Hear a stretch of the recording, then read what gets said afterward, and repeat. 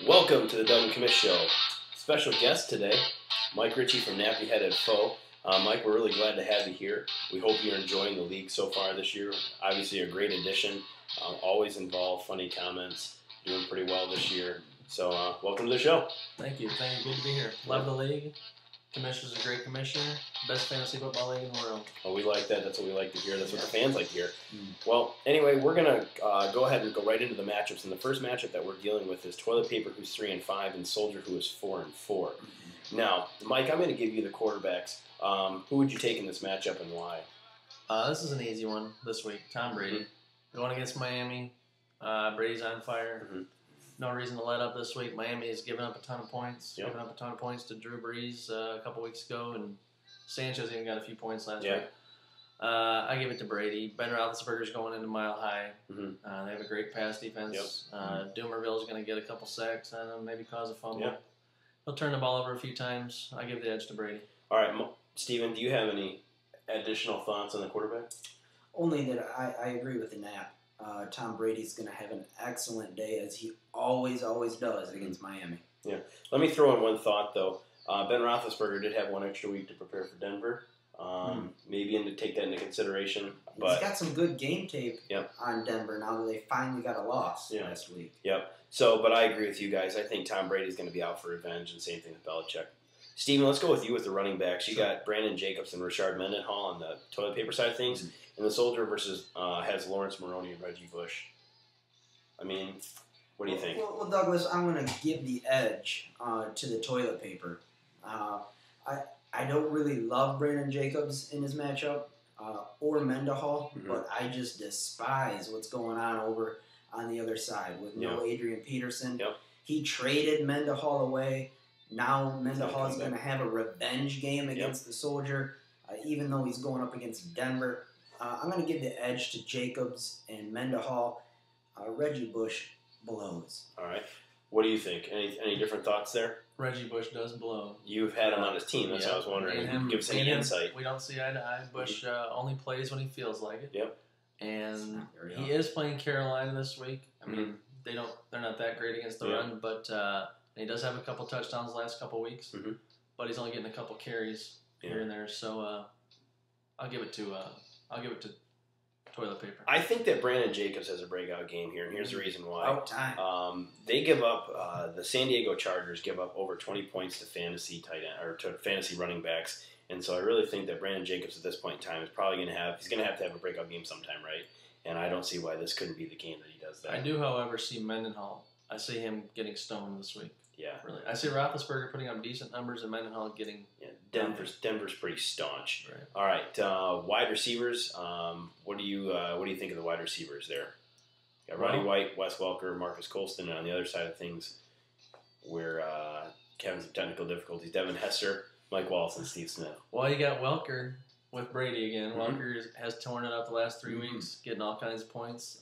Colston and Welker about money in the bank every week these days. 15 points. Roddy White. Dynamite. Yeah. I think with Devin Hester being questionable, he might not even play. Wallace is going against Denver. Steve Smith may get a few points. I think it's an easy one again. Toilet paper wins this one. Steve? I tell you, watch out for the toilet paper, everybody. He is on smoking hot fire right now. He's 3-5, soon to be 8-5. This lineup is dynamite. All right. The only additional thought I might have is the fact that I do think Wes Welker will have a great game. Again, they've had a week to prepare for against Miami, and he's obviously starting to almost see more targets than Randy Moss has in the time that he's been there. Steve Smith had finally a breakout game that Chapman really needed. But I totally agree with you guys. Hester being questionable is really an iffy call for him. If Hester plays, I like him. But if he doesn't, I really think that he's going to have some real big problems on his hands because he's going to have to go to Isaac Bruce. And I don't think that's going to benefit him. Right. All right. Anything on the tight ends? Anything on Selleck or Witten? Just that you love them. Yeah. I do love the tight end. But do you have any additional thoughts on Selleck or Witten? What's wrong with Witten?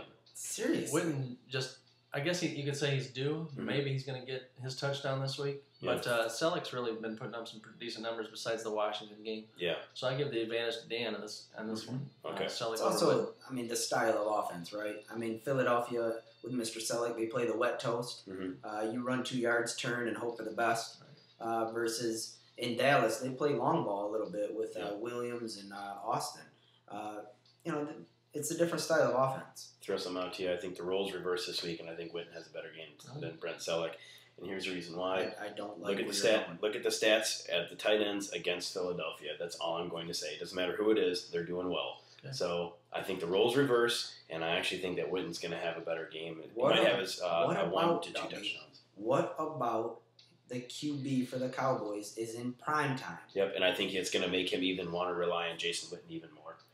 So, I could buy that. That's what I think. Anyway, any other discussion on the soldier versus toilet paper? What do you guys think is really going to happen here? Seahawks on defense this week. You guys remember the Rams-49ers game a few weeks ago? Yep. DJ got all kinds of points from the 49ers? Yep. I'm predicting at least 30 from the Seahawks. Wow. Yeah. That is a bold prediction. I'm predicting it. They played the Rams and the Jacksonville Jaguars this year, 2 terrible teams. Yep. And they've shut them out, scoring 22 and 25, I believe. Yeah. I'm looking for at least 25, 30 points from the Seahawks, and that's if the game's even close, the Seahawks are going to put it out of range. Wow. For Chapman. All right. I'm not so bold, but I do see this game being ugly. I think that the toilet paper is going to march in and take the soldier captive, if you will. This game is going to be over midway through the first games. Without the soldier being able to rely on Adrian Peterson, he has no chance. This game's over early. I've got toilet paper 101, soldier 56. Wow, that's a huge span. Mike, do you want to give us who you think is going to win? Toilet paper's got the game wrapped up. I think this might be the lock of the week, just like trash was the lock last week. Yeah. I think toilet paper's the lock this week, winning by at least 30. I'm not going to go as bold as say it's the lock of the week, but I do think toilet paper clearly has the better matchups and in all essence, really the better players. But anyway, that'll take care of this first matchup, the toilet paper versus soldier. We are all taking the toilet paper.